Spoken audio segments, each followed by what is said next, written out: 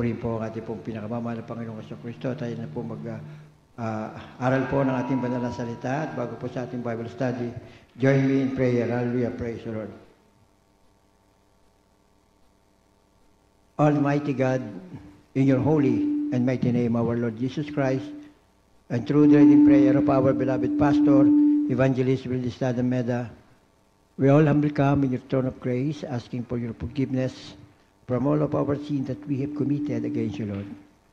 Yes, Lord, we always displease you in so many ways. Please forgive us, have mercy, have pity upon us, cleanse us, O Lord, with your most precious blood that was shed on the cross of Calvary.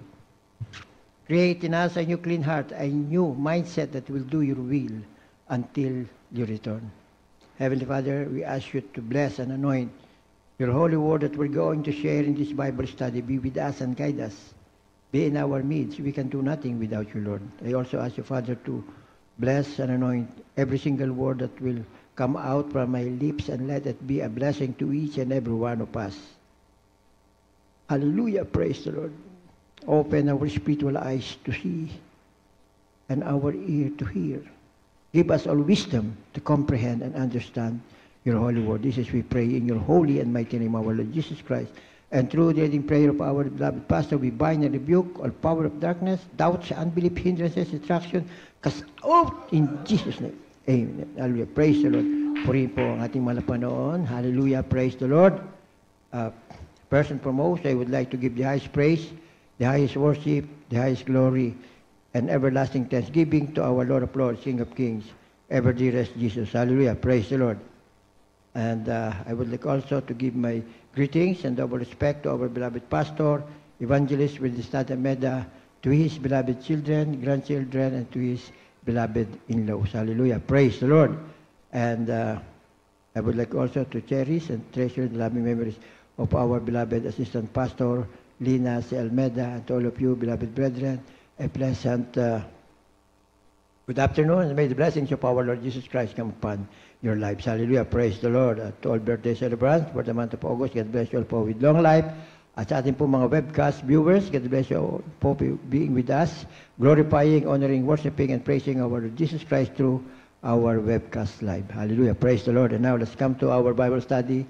And our title for today is Translating God's Word. Pagsasalin ng salita ng Diyos. Hallelujah. Praise the Lord. At what is the best translation of the Bible? Ano ba ang pinakamahalagang pagsasalin ng banal na kasulatan o ng Biblia? Ang pinakamahalagang pagsasalin ng banal na kasulatan ay kapag isinasalin natin ito sa ating mga buhay. Hallelujah. Praise the Lord. Kapag isinabubuhay natin o sinusunod natin ang banal na salita ng ating mahal na Panginoon, wala siyang nais kundi ang ating pagbabago. Ibinigay niya ang banal na salita, ibinigay ng Diyos ang kanyang banal na salita para sa ating mga pagbabago. Hallelujah. Praise the Lord. Yan ang ibig sabihin ng pag-aaral ng banal na kasulatan. Kung hindi natin isabubuhay o hindi natin isasalin ang salita ng Diyos sa ating mga buhay, hindi tayo nag-aaral ng banal na salita na paraang nilalayon o nilayon ng ating mahal na Panginoon. Kaya po kinakailangan po ating pong pag-aralan ng banal na salita, basahin po natin, at hindi lang po natin babasahin, hindi lang po natin sasauluhin to, kundi ating pong isabubuhay kung po ang sinasabi sa banal na kasulatan. Dito po nagmiminsay ang ating mga Panginoon sa ating pong mananampalataya, at wala po siyang dinais o nilayon o hinangad ang ating mahal na Panginoon, kundi mabago ang ating buhay na naayon po sa kanyang kalooban. Hallelujah. Praise the Lord. At mababago lang natin ang ating buhay kapag tayo tatalima sa kanyang banal na utos. At ang pagtalima sa kanyang banal na utos na tatalima natin, nasusunod ito dahil pinananahan tayo ng banal na Espiritu na ibinigay sa atin ng ating mahal na Panginoon. Hallelujah. Praise the Lord. Ang banal na Espiritu po, yun na nag-guide sa atin para atin pong matupad, masunod po ang banal na salita ng ating mahal na Panginoon. Dahil kung wala kang Espiritu ng Diyos sa iyo, hindi mo kayang sundin ang mga banal na salitang ito na nasa Biblia. Dahil mayroong humahadlang na kaaway ng Diyos. Kapag ikaw ay banal na Espiritu na ang kaaway ng Diyos ay malayo, hindi ka kayang lapitan. Dahil ang may hawak sa iyo ay ang pinakamakapangyarihan, walang iba, kundi ang ating pong pinakamamahal na Panginoong Jesucristo. Hallelujah, praise the Lord. Ibinigay sa atin ng Diyos ang Biblia o banal na kasulatan para baguhin tayo. Hindi basta ipaalam lang sa atin, kundi dapat magkaroon tayo ng may mas malaking puso, hindi ng may mas malaking ulo. Hallelujah, praise the Lord. Bakit po ba ganun? Kasi karaniwan, kung ikaw ay walang Espiritu ng Diyos at magbabasa ka ng Biblia, head knowledge ang makukuha mo. At ang mangyayari pa, ibang pananampalataya o ibang paniniwala ang makikita mo sa Biblia. At nangyari na yan at mangyayari pa dahil sa daming Biblia na nakalat sa buong salibutan. Bakit napakaraming relihiyon? Bakit iba't iba ang pananampalataya? Bakit ganun? Dahil wala silang Espiritu ng Diyos. Yun ang hindi nila alam. Dahil hindi nila natatalima o nasusunod ang kautusan ng Diyos. Pinagwawalang bahala nila na ang mahal na Panginoong Jesucristo daw ay tao lang. Siya daw ay sugo lamang. Siya ay isang propeta. Ganyan ang pagkakakilala. Hindi nila nalalaman na ang ating mahal na Panginoong Jesucristo ang siyang Diyos Ama. Bakit po? Siya ay Espiritu. Ang Ama ay Espiritu. Siya ay nagkatawang tao. Sino ang nagkatawang tao? Ang ating mahal na Panginoong Jesucristo. At even sa banal na kasulatan, kaya maraming nililito, ang mahal na Panginoon nagsasalita bilang tao at nagsasalita siya bilang Diyos. Gumagawa siya ng mga bagay na bilang tao at even nananalangin siya sa Diyos Ama na tinatawag niyang Ama. Dahil nasa katawan pa siya noon. Subalit, siya ang Espiritu ng Ama na nahan sa Kanya. So, di siya ang Ama. Nagkatawan tao lamang siya. At bakit nagkatawan tao ang Diyos? Sa pag-ibig sa atin, makakasalanan. Nang nais niya ay makapagbalik loob ang tao sa Diyos. Dahil noong mga unang panahon, ang inihahandog sa mga pagkakasala, pumapatay ng mga hayop at binubuhos yung dugo, at yun ang sinusunog at yung amoy nog, yun ang samyo na nalulugod ng ating mga. So, balit, nagkakasala, nagkakamali. Marami pa rin hindi nagagawa.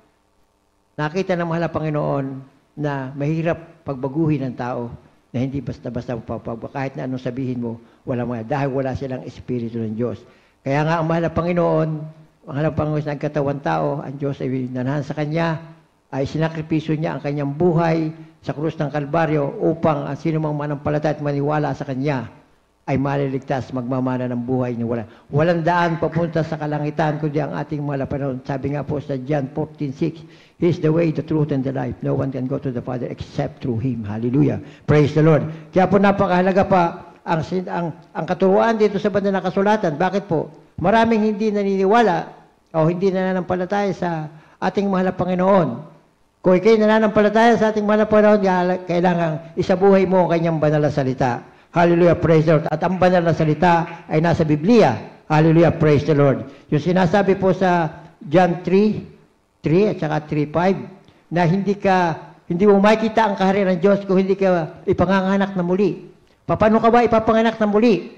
Pag tinanggap mo ang ating mahal na Panginoong Jesucristo bilang Diyos sa sariling tagapagligtas mo at ikaw ay napabautismo sa Kanyang pangalan, lulubog ka sa tubig, ikaw ay patatawarin sa iyong kasalanan at bibigyan ka pa ng banal na Espiritu upang maging gabay at patnubay mo. Yon ang hindi alam ng iba.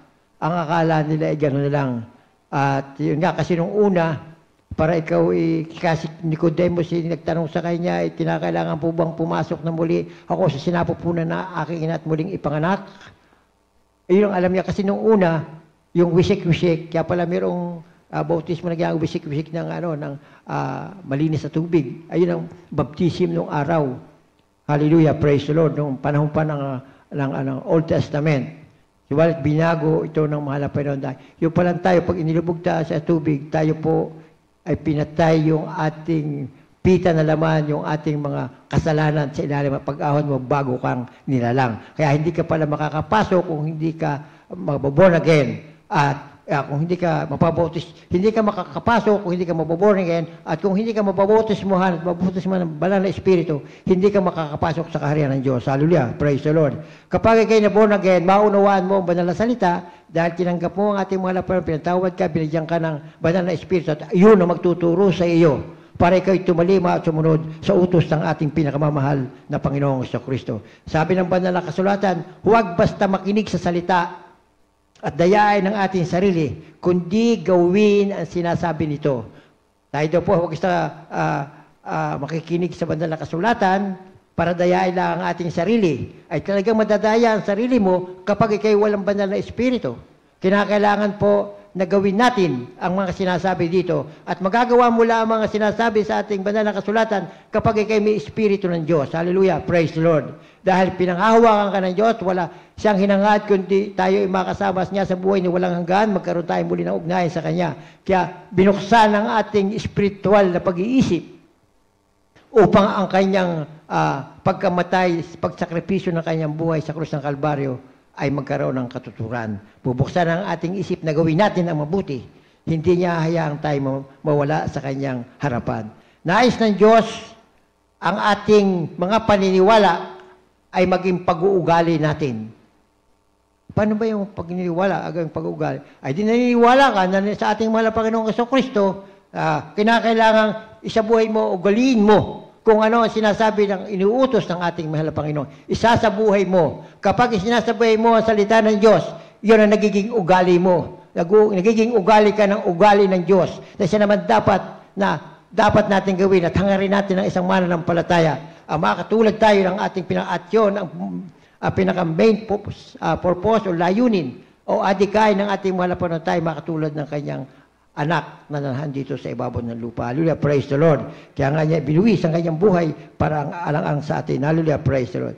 Ginagawa ng makapangyarihan Diyos ang Kanyang layunin para sa banal na kasulatan na higit na malinaw na nagsasabi, ang aklat ng kasulatan ay kinasihan ng Diyos na kapaki-pakinabang upang ituro sa atin kung ano ang totoo at upang mapagtanto natin kung ano ang mali sa ating buhay.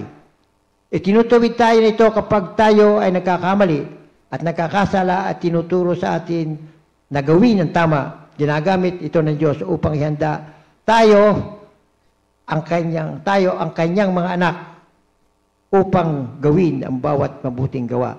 Kaya pala tinuturuan tayo, pinaalam sa atin ang mali, pinaalam sa atin ang tama, gawin natin yung tama, yung pala tayo inihanda ng ating mahal na Panginoon na tayo ang Kanyang mga tao upang gawin ang bawat mabubuting gawa. Kapag natanggap mo ang ating mahal na Panginoon, tayo ang Kanyang tayo, kayo naniniwala sa Kanila, wala kang gagawin kundi ang mabuting gawa kung ano ang kalooban ng ating mahal na Panginoon. Hallelujah, praise the Lord. Sabi nga po sa James 1:22, but he doers of the word and not hearers only, deceiving your own self. Tatapwat, maging tagatupad kayo ng salita at huwag tagapakinig lamang na inyong dinadaya ang inyong sarili. Kung tayo po ay hindi makikinig sa salita ng Diyos at babasa lang tayo ng babasa, hindi naman natin sila sa buhay, tayo po ay dinadaya natin ang ating sarili. Hallelujah, praise the Lord. Atin pong basahin yung pong 2 Timothy 3:16-17.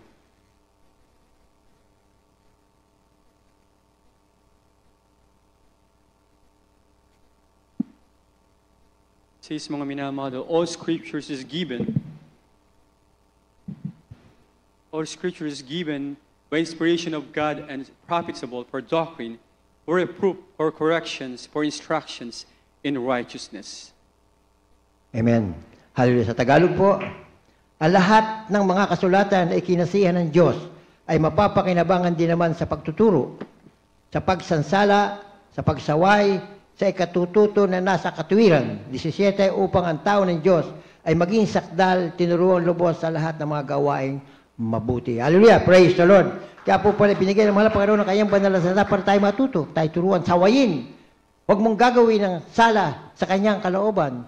Sinasansala tayo, sinasaway tayo, at tinuturo sa atin ang tunay na katuwiran, ang maging mabuting tao. Magkaroon ka ng sakdal na tinuruan lubos sa lahat ng mga gawaing mabuti. Hallelujah! Praise the Lord! Yung po ang purpose ng banal na salita na binigay ng ating mahal na Panginoon sa bawat mananampalataya. Hallelujah! Praise the Lord! Ang layunin ng banal na kasulatan ay hindi nagpapakita sa atin kung ano ang mali sa ating buhay o kung paano dapat tayo mabuhay. Ibinigay sa atin ng Diyos ang kanyang banal na salita upang ganap na baguhin ang ating mga buhay na naayon sa kanyang kalooban. Inilalarawan ng banal na kasulatan ang katotohanan ng Diyos bilang gatas, tubig, tinapay, at karne. Ano ang pagkakatulad ng lahat ng mga bagay ito? Kapag hindi natin kinalimutan natin o hindi natin ininom, hindi natin kinain regular ang mga ito, ang gatas, tubig, tinapay, karne, ay sigurado mamamatay ka sa gutom. Ganon din, kapag hindi mo ininom, hindi mo kinain ang salita ng Diyos, anong kinain at ininom mo sa isinabubuhay? Inilalagay mo sa iyong puso at sa iyong isipan ang salita ng Diyos at iyong ginagawa kung ano ang kautusan. Pag hindi mo ginawa iyon, kahit natanggap mo na ang ating mahal na Panginoong Jesucristo bilang Diyos at sariling tagapagligtas, mamamatay ang iyong espiritual na kaluluwa. Iyon ang remedyo, yun ang pagkain ng ating kaluluwa, ang salita ng Diyos. At yun, hindi mo lang kakainin. Yun ay yung isabubuhay. Siyempre, pag kinain mo isang bagay, papasok yun sa iyong katawan. Ganon din ang salita ng ating mahal na Panginoon. Kinakailangan natin isabuhay para magkaroon tayo ng buhay na walang hanggan. Binibigay sa atin ng ating mahal na Panginoon ay buhay na walang hanggan. Ang paraan kung paano tayo magkakaroon ng buhay na walang hanggan. Hallelujah, praise the Lord. Hindi tayo tinadhana na mabuhay ng walang banal na kasulatan. Ang salita ng Diyos ay mahalaga sa ating buhay dahil ito ang nagbibigay sa atin ng buhay. Sinabi ng mahal na Panginoon, ako ang ilaw ng sanlibutan. Ang sumusunod sa akin ay nagkakaroon ng liwanag ng buhay. Hallelujah! Praise the Lord! Basahin po natin yung John 8:12. John 8:12. From the book of John, chapter 1. John chapter 8, verse 12.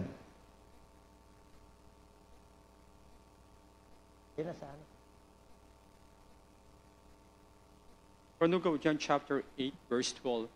Then spake Jesus again unto them, saying, I am the light of the world, and he that followed me shall not walk in darkness, but shall have the light of life. Amen. Purihin po ang banal na salita natin mga Panginoon. Sabi po sa Tagalog, muli nga nagsalita sa kanila si Jesus na sinasabi, ako ang ilaw ng sanlibutan. Ang sumusunod sa akin ay hindi lalakad sa kadiliman, kundi magkakaroon ng ilaw ng kabuhayan. Hallelujah! Praise the Lord! Purihin po ang ating mahal na Panginoon. Napaka-halaga o laking pangako ng ating mahal na Panginoon. Magiging liwanag tayo sa kadiliman at nang hindi pa natin nakikilala ang malawang tayo na sa kadiliman, subalit na ating makilala ang ating malawang tayo na sa liwanag na habang tayo na dito sa ibabaw ng lupa, patungo sa buhay na walang hanggan na kasama ng ating mahal na Panginoon. Hallelujah, praise the Lord. Ang ating iisipin, sandali lang ang buhay natin sa ibabaw ng lupa. The most is 100 to 120 years. Pero ngayon, lately, itong mga stage natin ito ay ang 80, kinukuha na ng mahal pa, 80, 90. O, lagay natin, umabot tayo ng 120 years. Hanggang 120 years ka lang. Paano yung over ng 120 years, saka pupunta doon? Pinapalawanag ng Biblia na dalawa lang ang pupuntahan ng iyong kaluluwa. It's either heaven or hell. Walang in-between.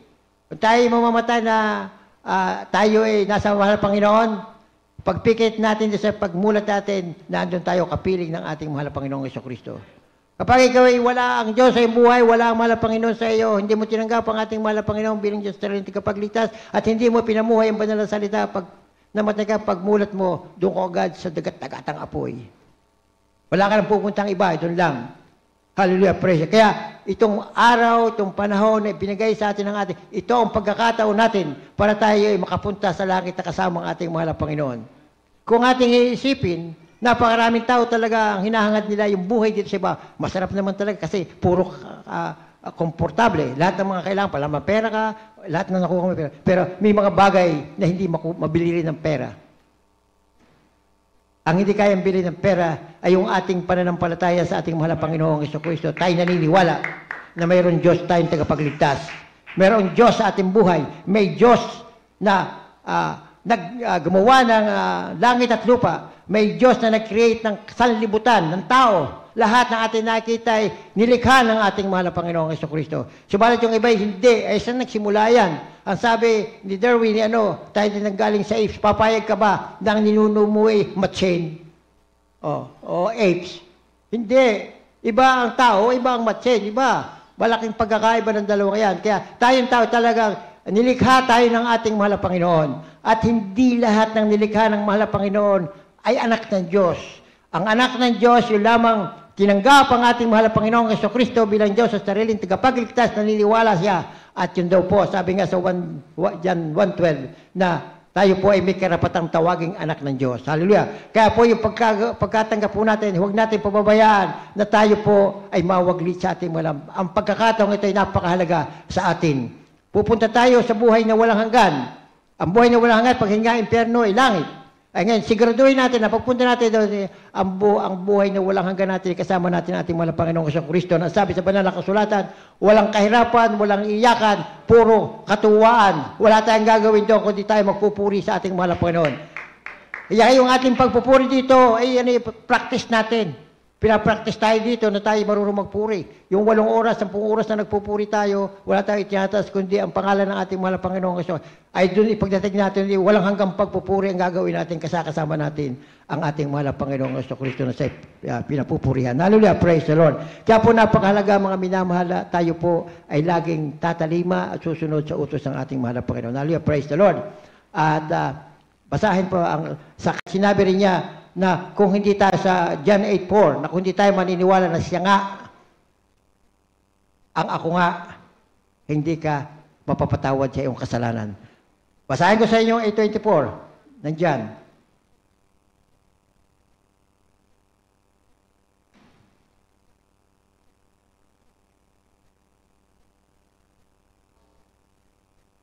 Sinasabi ko sa inyo na kayo'y mamatay sa inyong mga kasalanan kapag malibang kayo'y magsisampalataya na ako nga ang Kristo na mamatay kayo sa inyong mga kasalanan. Sa English po, I said therefore unto you that ye shall die in your sins, for if ye believe not that I am He, ye shall die in your sin. Kaya kung hindi tayo maniwala, nung tanong ni Moses, ano po ba ang pangalan mo? Para ganun sasabihin ko sa Israelita, anong pangalan ng Diyos? Ang sabi ng Diyos ay, I am that I am. Kung ang pangalan binigay sa lumang tipan ay ako nga. Ang pangalan ibinigay sa New Testament ay Jesucristo lamang. Na lahat ay luluhod, yung nasa langit, nasa ibabaw ng lupa at sa salim ng lupa, sa pangalan ng ating pinakamamahal na Panginoong Jesucristo. Ang ibig sabihin nun, siya ang Diyos, isang Diyos. Kung isang Diyos, ang ating mahal na Panginoong Jesucristo ay Diyos, ay tao na Diyos. Hallelujah. Naging tao siya, nagkatawan. Kaya siya nagkatawan tao, kaya siya naging nabuhay sa ibabaw nila para sa ating lahat na tayo ay makilala siya at tanggapin siya ang Diyos para sa kapatawaran ng ating kasalanan. Hallelujah. Praise the Lord. Purihin po ang ating pong pinakamamahal na Panginoong Jesucristo. Hallelujah. Praise the Lord. Basahin po natin yung Hebrew 12:2. Sabi nga dito, ibinigay sa atin ng banal na Diyos ang buhay na salita. Sino ba ang buhay na salita? Ang mahal na Panginoong Jesucristo upang maging akda at tagapagligtas ng ating pananampalataya. Hallelujah, praise God. Pakibasa po, Hebrew 12:2. The book of Hebrews chapter 12, verse 2. Looking unto Jesus, the author and the finisher of our faith, who for the joy that was set before him endured the cross, despising the shame, and is set down at the right hand of the throne of God. Amen. Sa Tagalog po, namasdan natin si Jesus na gumawa at sumakdal ang ating pananampalataya na siya dahil sa kagalakang inilagay sa harapan niya ay nagtiis ng krus na walang bahala ang kahiyan at umupo sa kanan ng luklukan ng Diyos. Hallelujah, praise the Lord. Hindi po ba napakalaking sakripisyo ibinigay ng ating mahal na Panginoon. Siya ay Diyos, nagkatawang tao, iniwan niya ang kalangitan, alang-alang sa ating mga tao. At hindi lang basta iniwan, hindi niya pinagharian ng ibabaw ng lupa. Ang ginawa niya ay nagpakumbaba pa siya, naging alipin siya, servant ng tao dahil kaya naging servant, ibinigay niya ang kanyang buhay sa tao. Na kung sino man ang tatanggap sa kanya ay magmamana ng buhay na walang. Hindi siya pumunta dito para maghari-harian. At yun ang inaakala ng mga disipulo. Naakala ay siya ang maghahari na hindi niya nalalaman na ibang klaseng paghahari ang gagawin ng ating mahal na Panginoon. Sa espiritual na pagpapala, na paghahari ang ginawa ng ating mahal na Panginoon. Nung siya nandito sa ibabaw ng lupa, ang katawan, siya ay ordinaryong tao lamang, siya ay servant ng mga mananampalataya sa kanya. Bakit? Servant? Di ba hinugasan niya ang paa ng kanyang mga apostoles, ng kanyang mga disipulo? Hinugasan niya ang paa nung siya ay malapit ng mamatay, nung malapit na siyang isakripisyo niya ang kanyang buhay sa krus ng Kalbaryo. At sabi, alalahan niyo ito at gawin niyo ito bilang pagtalima o pagsunod sa kautusang ito. Hallelujah, praise the Lord. Kaya po, meron po tayong mga putwasing. Hallelujah, praise the Lord. Walang hinangad ang ating mahal na Panginoon sa ating buhay, kundi at tayo makasama niya sa buhay na walang hanggan. Kaya mga pagkakataong pinagkaloob sa atin, huwag na natin sasayangin. 100% pupunta tayo sa karya ng Diyos kung ikay maglilingkod sa Kanya at tatanggapin mo ang Kanyang katuruan. Subalit kung hindi, ay hindi ka mapupunta sa buhay na walang ganang kasama mo ating mahal na Panginoon.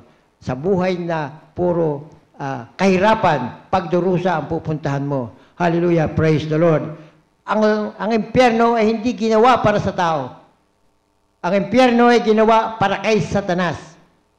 Dahil nais pa nga siya ang worship leader ng ating mahal na Panginoon sa kalangitan, ay ang gusto pa niya, malampasan niya ating mahal na Panginoon.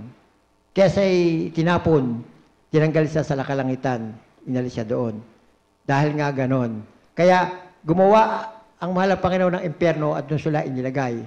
So, kapag tayong tao, nung likha niya, doon tayo sa paraiso inilagay. Subalit medyo masyadong matalino ito si Satanas at naluko niya o nalinlang niya. Nadaya niya si Eva na hindi sinunod yung utos ng ating mahal na Panginoon.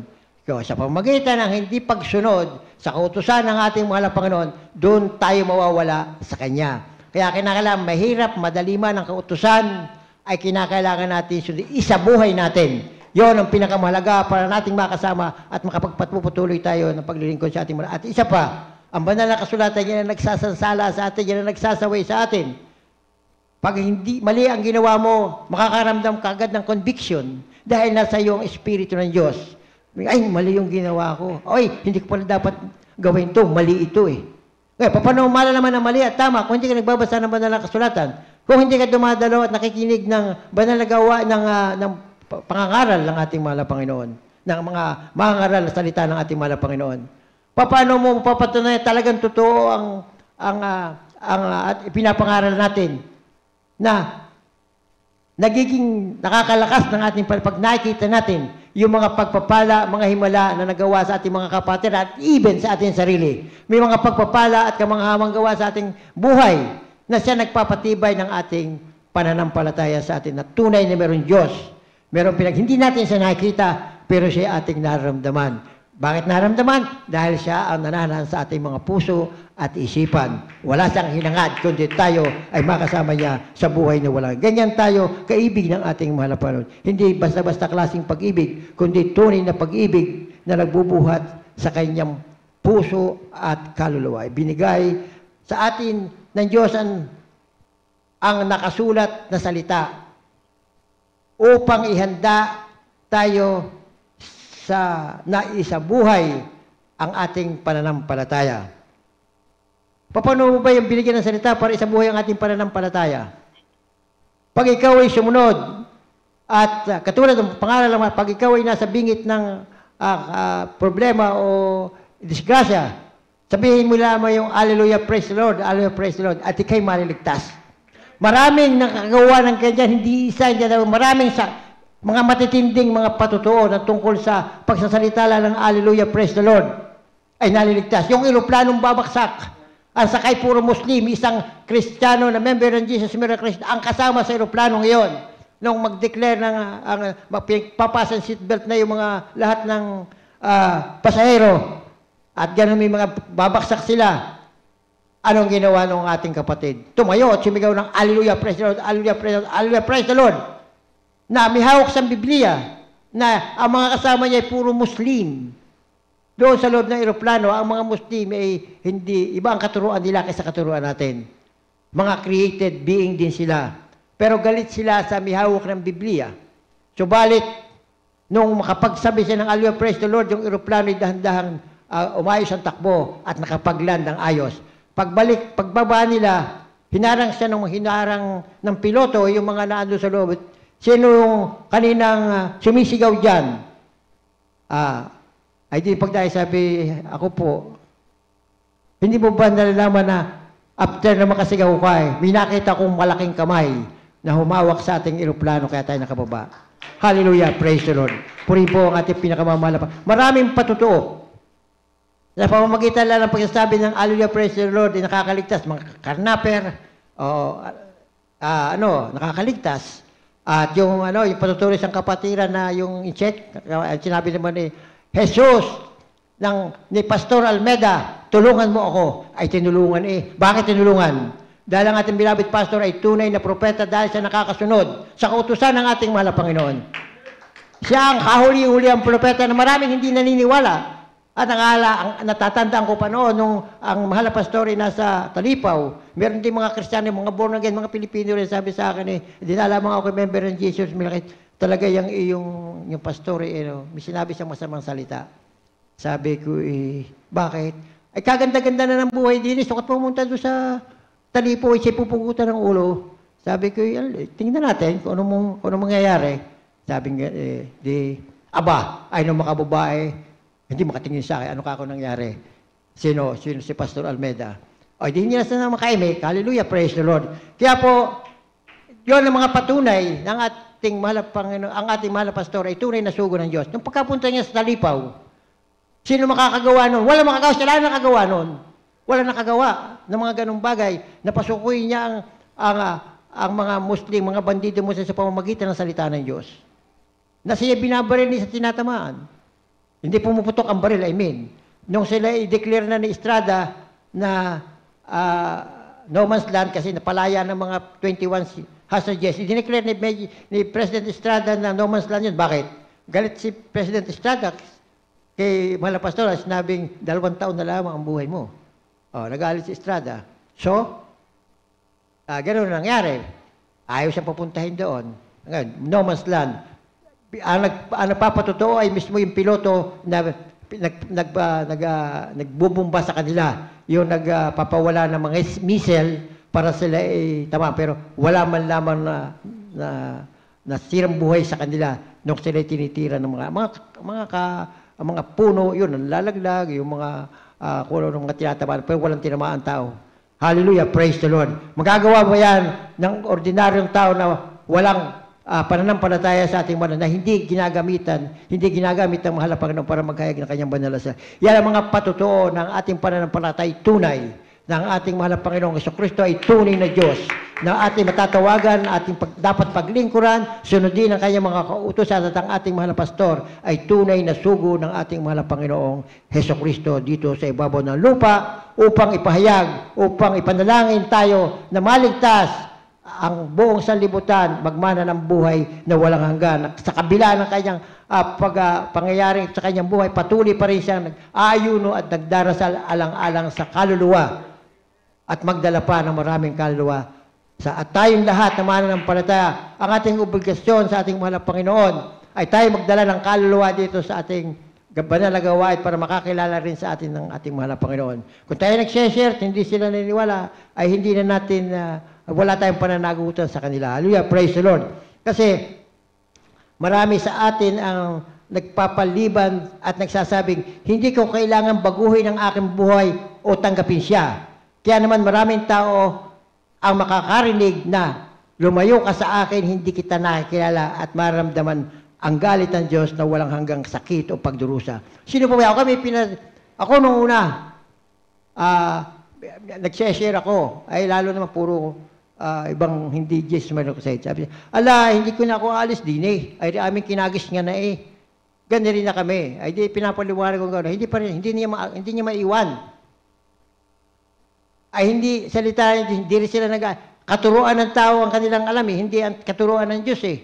Tapos yun nga, sabi ko kanina, at sinasabi ng banal, kung hindi ka mababautismuhan sa pangalan ng Jesucristo, ay hindi ka pananahan ng banal na Espiritu at hindi mo maunawan ang sinasabi ng Biblia, iba ang magiging pakahulugan mo. Kaya ang susi para tayo makita natin ang kaharian ng Diyos at makapasok tayo sa kaharian ng Diyos ay walang iba kundi tanggapin mo ang ating mahal na Panginoong Jesucristo bilang Diyos at sariling tagapagligtas, magpabautismo ka sa kanyang pangalan at bibigyan ka ng banal. Iyon ang paraan para kayo makapasok sa buhay na walang hanggan. At sinabi, ang lahat lamang na makapagtitiis ang siyang maliligtas. Tayo'y nasa daang makipot, kaya makipot, maraming bawal, maraming hindi tayo dapat gawin. Kaya ating pangatawanan na yung daang yan, huwag tayo mawala. Paano tayo hindi mawawala? Lagi kang dadalo sa banal na gawain. Dahil dito lagi pinapupurihan ng ating mga wala tayong ginagawa dito, kundi ating papurihan ng ating mga Panginoon. Pakinggan natin yung mga patutuo ng ating mga kapatiran na kahit hindi sila nagpipreach, ay pinahayag nila ang kapangyarihan ng Diyos at maraming tao ang nalaligtas sa pamamagitan ng mga patutuo nila.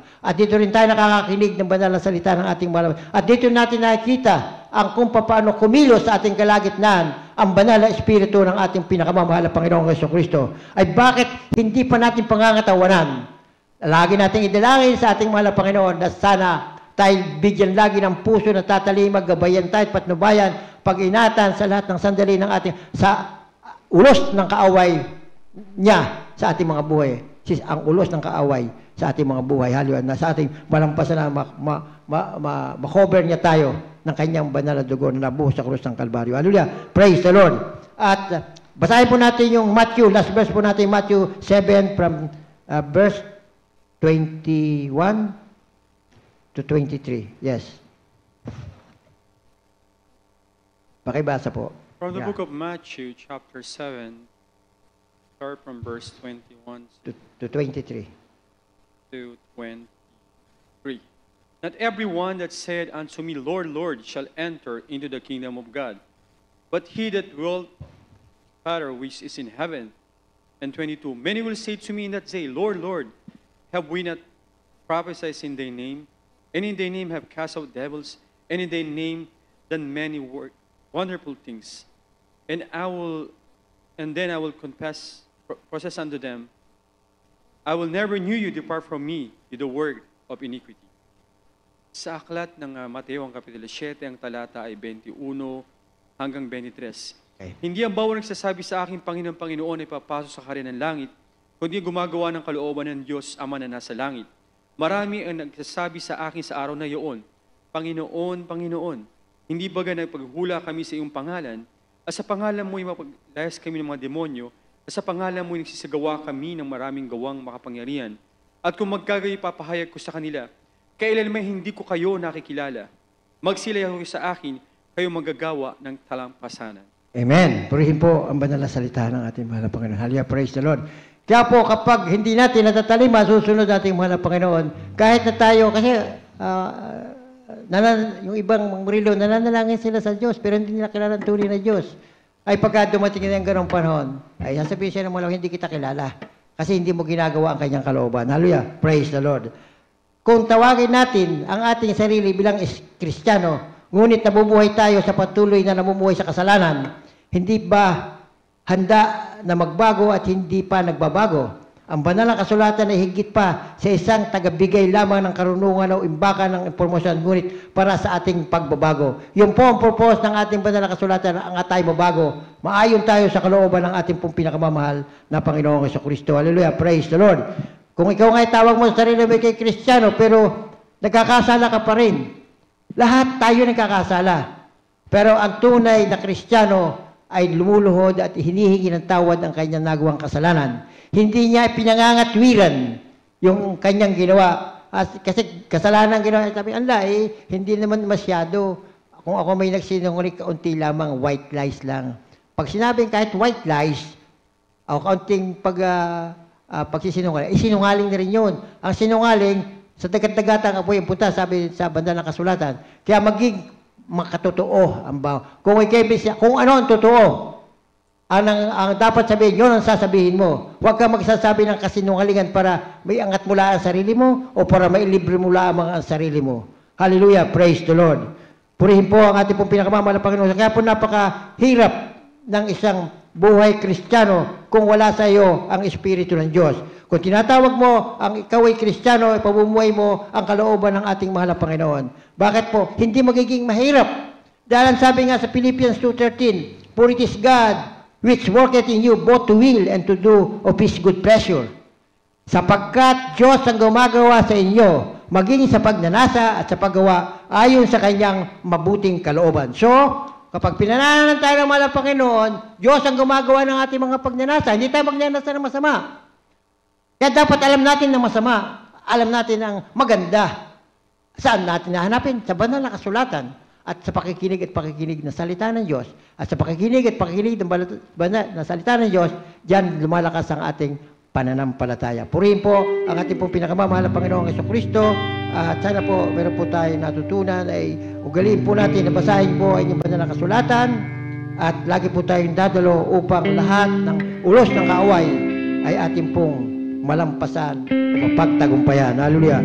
Praise the Lord. Yan po ay tinuro na ating beloved pastor at beloved assistant pastor na lagi kang tatalo 3 times a week upang ang presensya at mahal na Panginoon ay nasa iyo. Subalit kung magiging mahirap ang 3 times a week dahil may mga hanap buhay kayo, alam naman natin ang buhay dito sa California, kahit yung once a week, dito kayo at sama-sama natin papupurihan, luluwalhatiin po ang ating mahal na Panginoong Jesucristo. Hallelujah. Praise the Lord.